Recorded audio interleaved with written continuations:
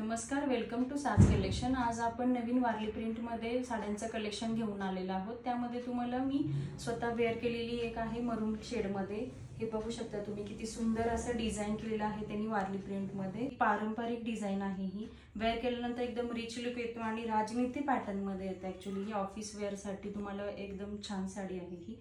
त्यानंतर तुम्ही next colour बघू शकता माझ्याकडे। हा गोल्डन कलर अवेलेबल आहे। त्याच्यानंतर नेक्स्ट हा जो कलर आहे हा ग्रे शेडमध्ये येतो।